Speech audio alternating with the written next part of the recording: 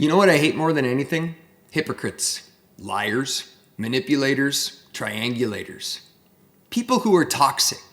People who don't tell the truth. Narcissists. People who just destroy lives to save their face due to ego or pride. That's one of my biggest pet peeves. I think it's time we collectively get together, start a dialogue, and start figuring out what really went on.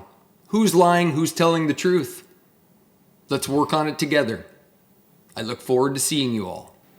I was born in the 1970s, and like most kids in the 70s, I played outside, rode my bike, built jumps, hurt myself, got dirty, all that stuff. Was into girls pretty early on. That came back to bite me.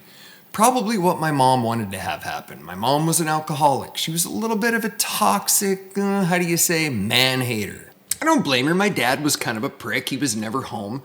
His parents, my grandparents, we learned how to shoot guns and drive tractors and work, and I think I drove a backhoe when I was 6 years old. I was the stereotypical stuttering, insecure kid. Thank goodness back then coaches were actually people you could look up to. My family was rough. I was an insecure kid. I'm sure not unlike many of you. And thankfully, I lived in one of the greatest places you could live in the country.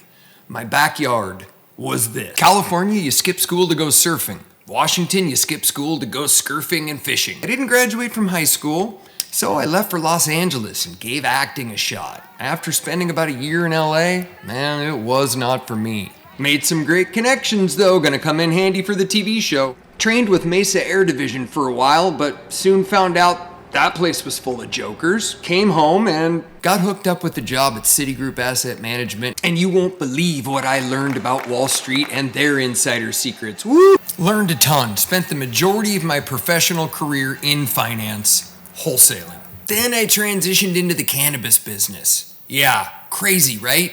You wouldn't believe the bipolar. Built the first extraction room in Pierce County, and wow.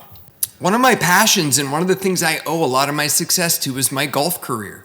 Becoming a scratch golfer really helped open a lot of doors. I caddied on tour for a buddy, haven't missed a cut as a caddy on tour. After this is kind of when one of my first divorces started, and this is when I started to see what was truly going on. I was a yes man. I did what my wife said. I used to think family was an unbreakable bond, that family doesn't betray family. Little did I know.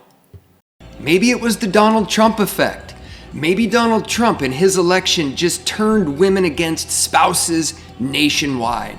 If they did, let's talk about it, because I've got a lot to say about it, and I've got a lot to say about the behavior of a lot of people. And the Ackerman Alliance live broadcast is going to start uncovering those stones and getting to the root of why everything went to shit. Join us. I hope you will.